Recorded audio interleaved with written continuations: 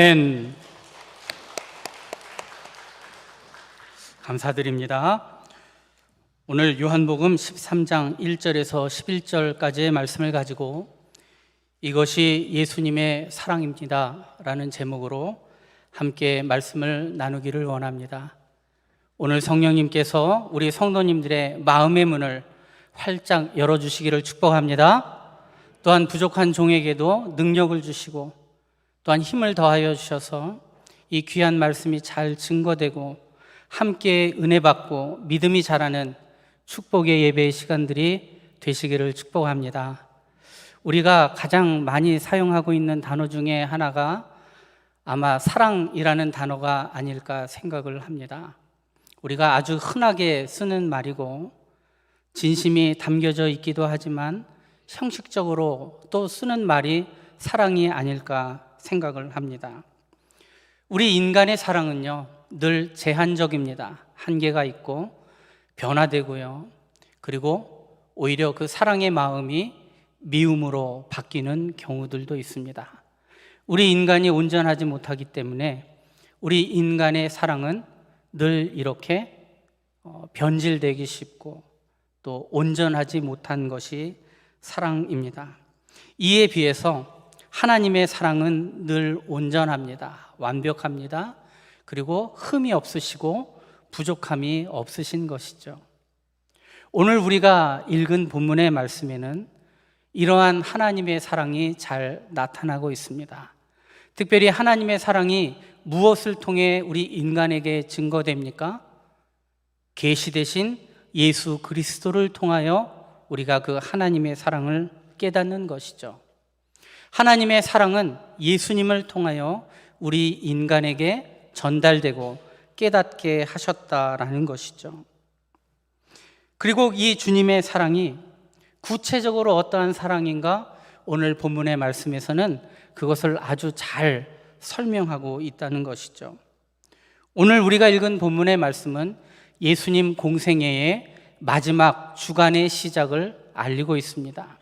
또한 예수님께서 십자가에 달려 돌아가시기 바로 전날 우리가 잘 아시듯이 최후의 만찬의 모습을 그려내고 있습니다. 여기에 제자들을 향해 보이시는 예수님의 말과 행동은 그 하나님께서 우리 인간을 향하신 그 사랑의 본 모습을 잘 드러내 보이고 있다는 것이죠. 저는 오늘 몇 가지의 점들을 예로 들어 그 놀라운 하나님의 사랑이 예수님을 통하여 어떻게 증거되었는지 여러분들과 함께 나누어 보려고 합니다. 오늘 말씀의 1절에 보니까요 이러한 표현이 있습니다. 아버지께로 돌아가실 때가 이른 줄 아시고 세상에 있는 자기 사람들을 사랑하시되 끝까지 사랑하시니라. 예수님의 사랑의 대상이 누구입니까?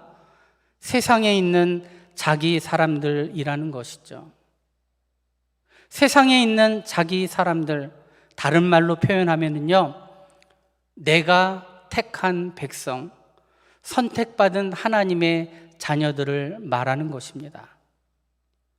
하나님이 세상을 이처럼 사랑하사, 우리 이런 표현을 보면 하나님의 사랑은 온 인류와 온 열방입니다.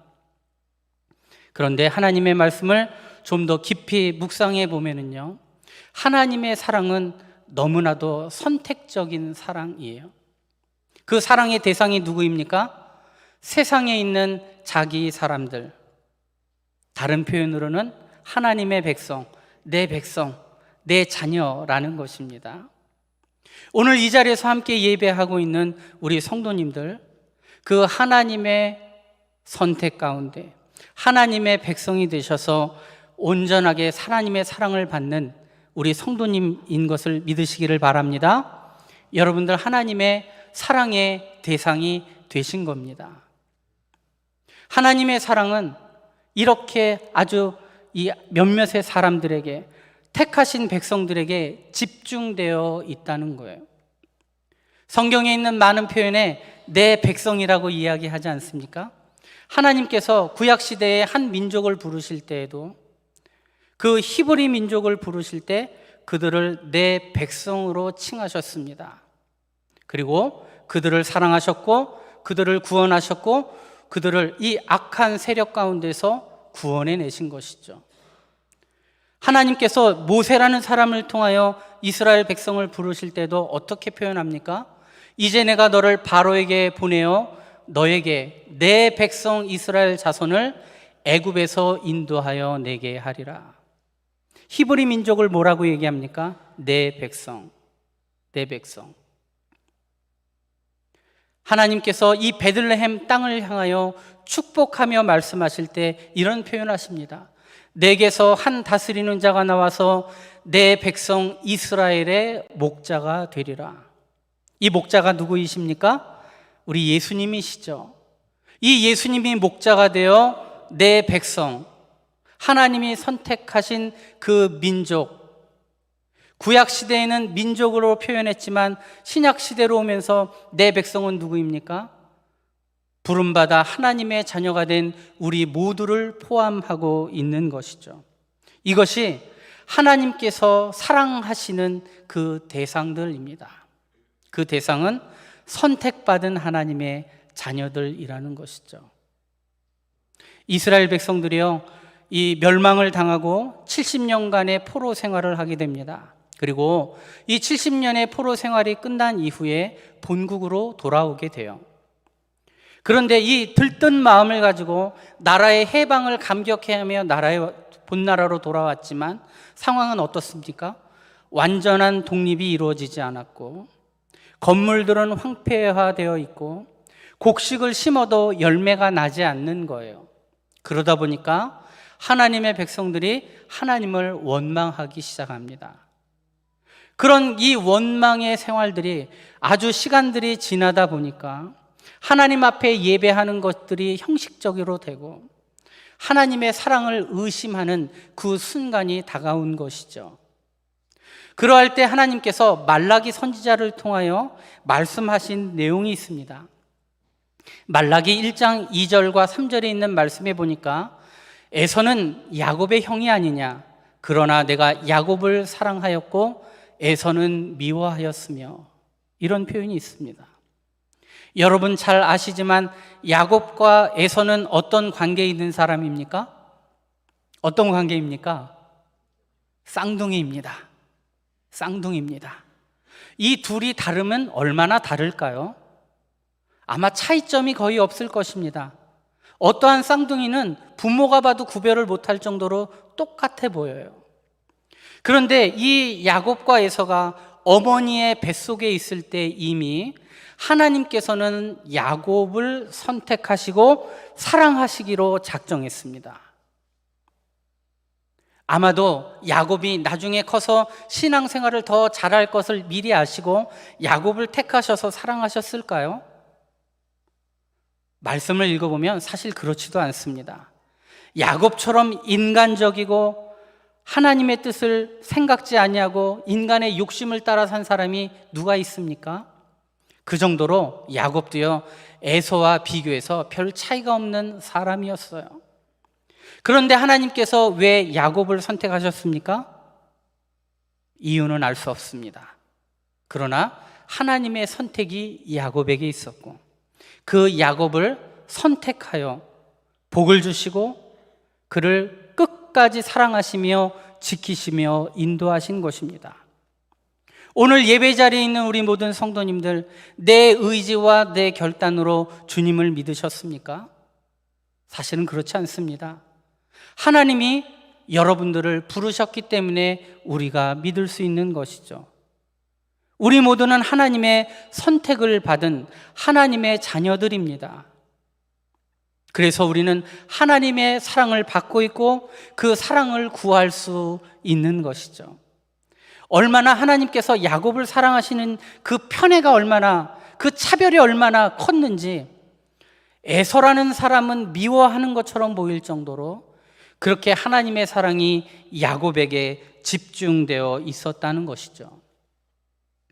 그 하나님의 선택 가운데 사랑을 받으며 연약함과 어려움 가운데 있더라도 하나님은 도우시고 역사하셔서 그 사람을 충만한 사랑의 길로, 축복의 길로 인도해 가신다는 것입니다.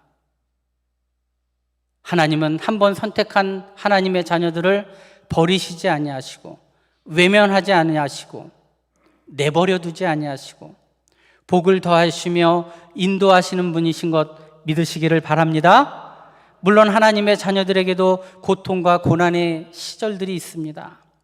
그러나 이것은 넘어지고 자빠지고 멸망시키려는 하나님의 뜻이 아니라 연단하시고 훈련하셔서 하나님의 복을 누릴 만한 그런 충만한 사람들이 되기 위하여 준비하시는 과정이라는 것이죠. 마귀가 주는 시험은 넘어지면 쓰러집니다. 멸망합니다. 실패합니다. 그러나 하나님이 주시는 시련과 고난은 극복할 때 놀라운 은혜가 임하는 것이죠. 이것이 택한 백성들을 향한 하나님의 사랑입니다. 요한복음 10장 10절 말씀, 도둑이 오는 것은 도둑질하고 죽이고 멸망시키려는 것뿐이요 내가 온 것은 양으로 생명을 얻게 하고 더 풍성히 얻게 하려는 것이라. 우리 주님께서 우리 양들에게, 선택받은 믿음의 자녀들에게 생명을 주시고 은혜를 더하여 주시고 그 은혜가 더욱더 풍성하게 하실 것 여러분 믿으시기를 바랍니다. 우리가 고난 가운데 있어도 하나님의 택하심이 취소되는 것이 아닙니다. 우리가 죄를 짓는다고 해서 하나님이 우리를 버리시는 게 아니라는 거예요. 고난과 어려움의 문제들 있을 수 있습니다. 하나님께서 책망하셔서 어려움의 길을 갈 때도 있습니다. 그러나 택한 백성들의 그 신분은 절대로 변하지 않는다는 거예요.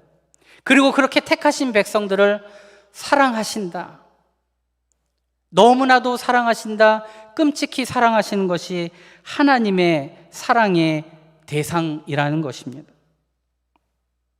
또 이 말씀 가운데 우리 하나님의 사랑의 속성을 볼 수가 있습니다. 그것은 하나님 사랑의 유효 기간입니다.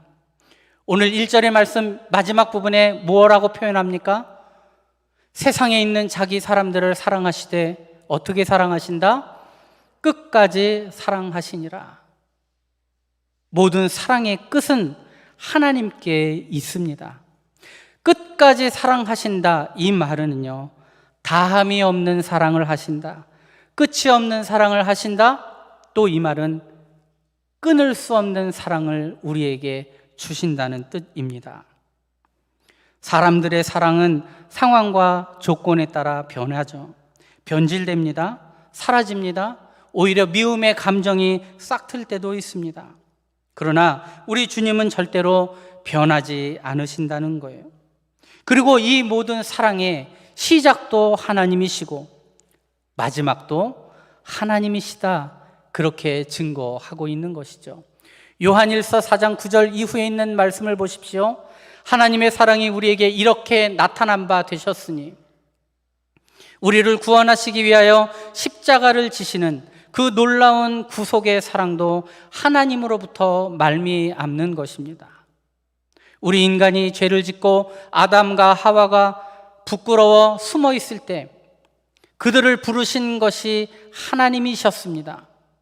인간이 주님을 쫓아 나온 것이 아니에요. 하나님께서 먼저 부르시고 그들을 치유하셨다는 것이죠. 우리 인간이 하나님을 먼저 찾은 것이 아닙니다. 죄인된 인간을 구원하시기 위해서 하나님이 인간의 모습으로 이 땅에 찾아오신 것이죠. 이것을 우리가 성육신이다 이렇게 얘기를 합니다. 예수님이 왜 성육신 하셨습니까? 인간을 사랑하시기 때문에, 인간을 구원하시기 위함이라는 것입니다. 인간을 사랑하려면요, 인간이 되셨어야 돼요. 인간의 죄를 담당하시기 위해서는 인간의 몸을 입으셔야만 했습니다.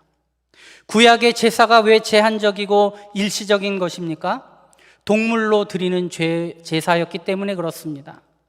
인간의 죄를 대신하기 위해서는 인간의 몸의 희생이 필요했습니다. 그것이 예수 그리스도의 성육신입니다.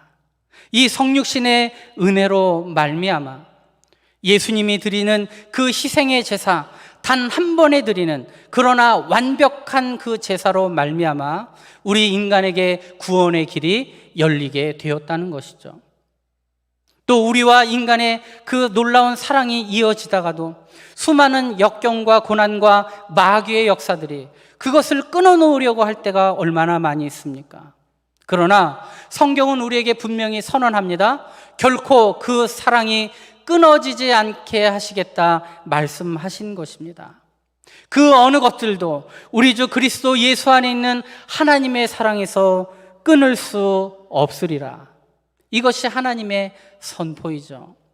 시작도 하나님, 마지막도 하나님입니다. 이 사랑의 주도권은 누가 가지고 있습니까? 인간입니까? 하나님입니까? 하나님이십니다. 인간이 그 사랑의 주도권을 쥐고 있다고 생각해 보십시오.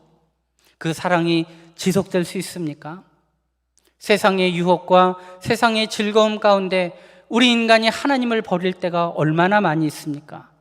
우리가 신앙생활을 감당한다고 하면서도 연약해지기 일쑤이고 믿음이 연약해지고 그리고 하나님 사랑의 마음이 식어질 때가 얼마나 많이 있습니까? 그러나 그 사랑이 깨어지지 않는 것, 완전히 버림받지 않는 이유가 어디에 있습니까? 그 사랑의 주도권이 하나님께 있다는 것입니다. 그 사랑의 주도권으로 말미암아 시작도 하나님, 마지막도 하나님, 그렇게 온전한 모습으로 끝까지 변하지 않는 끊을 수 없는 사랑으로 우리와 함께 하셨다라는 것이죠. 이 하나님의 사랑은 지극히 주관적이시면서도 지극히 극성맞고 지독할 정도의 놀라운 사랑입니다. 어쩜 그리 하실 수 있으실까 할 정도로 우리 인간을 사랑하시고 모든 것을 내어주신 것이 하나님의 사랑이죠. 아무도 못 말리는 사랑입니다. 유별나게 챙기는 사랑이에요. 지금도 그 사랑이 우리 안에 충만하게 있기를 축복합니다. 결코 하나님, 우리의 인간의 의지로 그 사랑 끊어낼 수 없는 거예요. 우리가 연약함과 부족함 가운데 있더라도 하나님이 우리를 버리신 게 아니에요. 그 사랑에서 우리가 제외되지 않았습니다. 우리가 그 사랑을 마음속에 간직하고 그 사랑의 기운으로 회복하시고 하나님의 뜻에 합당하게 살아가는 믿음의 자녀들이 되시기를 바랍니다. 또한 이 말씀 가운데는 하나님의 사랑의 방법이 잘 나타나져 있습니다. 예수님께서 이 최후의 만찬의 시간 가운데 행하신 것이 무엇입니까? 허리에 수건을 두르시고 대야에 물을 받아 제자들의 발을 씻기신 것입니다. 고대 예수님께서 생활하시던 그 팔레스타인 땅에는 어떠한 환경입니까? 모래와 먼지바람이 많이 부는 곳이었습니다. 사람들은 슬리퍼를 신고 다녔어요. 그래서 잠깐만 외출하고 돌아와도 발에 지저분한 것이 많이 끼는 위생적으로 더러운 발이었습니다. 그래서 손님을 초대할 때는요, 손님을 환영하는 방법이 종을 불러다가 그 손님들의 발을 씻기는 데서부터 시작되었습니다. 그런데 이 시간 누가 발을 씻깁니까? 예수님이 제자들의 발을 씻깁니다. 주인이 종의 발을 씻기는 것입니다. 창조주 하나님께서 피조물 인간을 섬기시고 그 섬기심을 위하여 낮아지셨다는 것입니다. 이것이 예수님의 사랑입니다. 사도 바울이 데살로니가 교회에 편지를 보내며 그들에게 격려했던 말이 있습니다. 그것은 너희들에게 믿음이 있어서 행함이 있었고 너희들이 하늘나라를 소망함을 가운데 인내할 수 있었고 그리고 마지막으로 하나 더 이야기하는 것이 너희에게 사랑이 있어서 수고가 있었다. 그렇게 칭찬을 합니다. 사랑은요, 수고가 뒤따라야 돼요. 말로만 하는 사랑 얼마나 쉽습니까? 그러나 그것이 행함으로 옮겨지기 위해서는 반드시 낮아져야 합니다. 섬겨야 합니다. 사랑해야 합니다. 모든 것을 드릴 수 있는 마음이 있어야 되는 것이죠. 사랑은 이렇게 섬김을 통하여 실현되는 것이죠. 우리 인간 사이의 사랑이 왜 금방 식어지고 그리고 변화되기 쉽습니까? 사랑의 말은 있지만, 사랑의 요구는 있지만, 진정한 사랑을 위해서 섬기고 낮아지고 희생하는 마음의 자세가 없기 때문입니다. 우리 인간의 마음에는 늘 그런 마음이 있어요. 기브 앤 테이크입니다.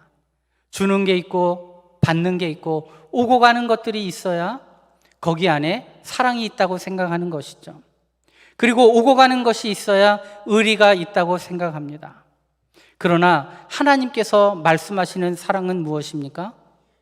직접 낮아지셔서 이 천한 몸을 입으시고 이 땅에 오신 것이죠. 섬기고 사랑하고 죽으시기 위해 오셨다라는 것입니다. 빌립보서에 있는 말씀에는 이 표현을 아주 잘 설명하고 있습니다. 그는 근본 하나님의 본체시나 하나님과 동등됨을 취할 것으로 여기지 아니하시고 오히려 자기를 비워 종의 형체를 가지사 사람들과 같이 되셨고 사람의 모양으로 나타나사 자기를 낮추시고 죽기까지 복종하셨으니 곧 십자가에서 죽으심이라. 이것이 예수님의 사랑이고 낮아지심이고 겸손입니다. 예수님께서 직접 사람의 몸을 입으시고 겸손하고 낮아지셨다는 것은 예수님께서 우리 인간을 사랑하시는 그 진심을 보여주신 거예요. 그 사랑은 찐이었다. 그 사랑은 진심이었다라는 것입니다. 말로만 하는 그 사랑에 진심이 담길 수 있을까요? 예수님께서 직접 그 종들의 제자들의 발을 닦아주신 것은 낮아지심의 모범이 되신 것입니다. 창조주 하나님이 피조물 인간을 섬기신 놀라운 사건이죠. 예수님께서도 스스로 이 땅에 오셨을 때 자신의 모습에 대한 그 목적을 이렇게 설명을 합니다. 우리 말씀을 같이 한번 읽어봅니다. 시작. 인자가 온 것은 섬김을 받으려 함이 아니라 도리어 섬기려 하고 자기 목숨을 많은 사람의 대속물로 주려 함이니라. 할렐루야. 우리 예수님께서도 스스로 고백하십니다. 나는 섬김을 받으려 함이 아니라 섬기려 왔다. 섬김을 받는 자리에 올라가려고 하는 제자들을 향하여 예수님께서 이렇게 책망하시며 말씀하신 것이죠. 예수님의 사랑은 이렇게 섬기기 위하여 낮아지신 놀라운 사랑이었다라는 것입니다. 우리 주님이 어떻게 우리를 사랑하십니까? 하늘의 보좌를 버리셨다는 것입니다. 연약하고 부족한 인간들을 데려다가 제자로 삼으시고 천하디 천한 말교 위에서 정말 천한 모습으로 태어나셨습니다. 이유가 무엇이었을까요? 낮아지심을 몸소 보이셨다는 것이죠. 내가 이렇게 철저하게 인간을 섬기기 위해서, 사랑하기 위해서 내가 이 땅에 왔다는 것입니다. 그 놀라운 사랑이 지금 우리를 이곳까지 있게 한 것입니다. 그렇게 죽기까지 순종하시고 십자가에 죽으신 놀라운 사건을 통하여 우리 인생이 구원받는 은혜의 역사로 나아갈 수 있도록 도와주셨다는 것이죠. 마지막 한 가지만 더 이야기하려고 합니다. 그것은 사랑의 깊이입니다. 그 깊이는 배신자였던 가룟 유다까지 사랑하셨다는 것입니다. 예수님께서 제자들의 발을 씻기실 때에 그 이전에 이미 예수님께서는 마음속에 사탄이 들어간 가룟 유다가 자기를 팔아넘길 거라는 것을 이미 알고 계셨습니다. 그런데요, 예수님께서는 12명 제자들의 발을 다 닦아주셨습니다. 그 자리에 있게 하셨고 그를 만나시고 권면하십니다. 예수님께서 가룟 유다를 향하여 말씀하시죠. 뭐라고 얘기하느냐? 많은 사람들 앞에서 이렇게 얘기합니다. 너희 중에 한 사람이 나를 팔리라. 영문을 모르는 다른 제자들은 예수님께 묻습니다. 주님, 나는 아니지요. 혹시 자기일까봐 하는 두려움에 묻는 거죠. 이러할 때 가룟 유다는 어떠한 반응을 보입니까? 가룟 유다는 침묵합니다. 가만히 있습니다. 예수님이 왜 이런 말씀을 하셨을까요? 공개적으로 망신을 주기 위해 그러셨을까요? 내가 이미 알고 있다. 지금 회복과 회개의 기회를 주시는 것입니다. 아직 늦지 않은 것입니다.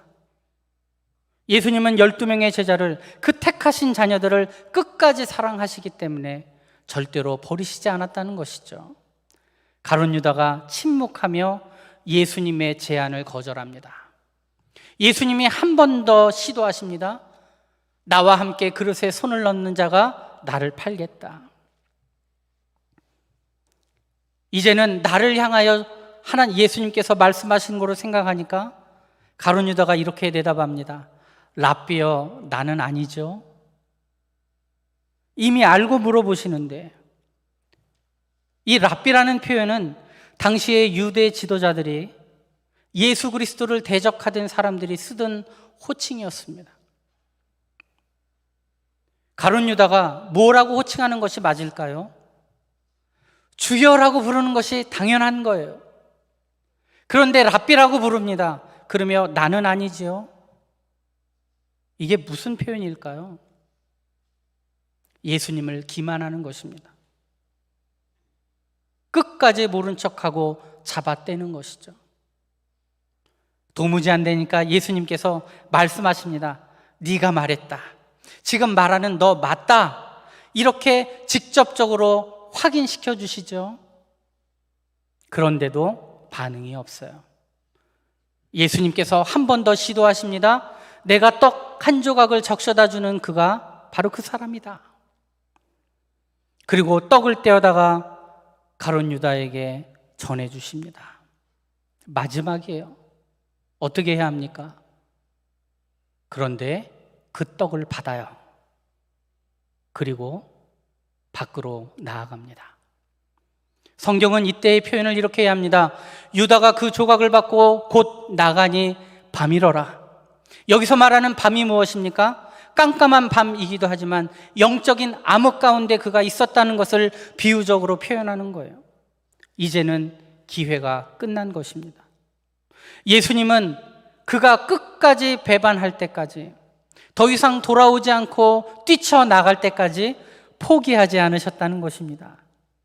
이것이 예수님이 택하신 자를 향한 하나님의 사랑이라는 것이죠. 예수님은 산상수훈의 말씀을 통하여서도 원수를 사랑하라 말씀하셨습니다. 그리고 이 원수를 사랑하라 하신 말씀은 말뿐인 사랑이 아니라 직접 몸으로 행하신 사랑의 표현이었습니다. 육신의 몸으로 저주의 대상이 돼서 나무에 매달려 십자가의 고난을 받으시는 그 순간에도 예수님은 평정심을 잃지 않았습니다. 그리고 그들을 향하여 중보하며 기도하십니다. 이것이 택한 자를 사랑하시는 예수님의 방법이라는 것이죠.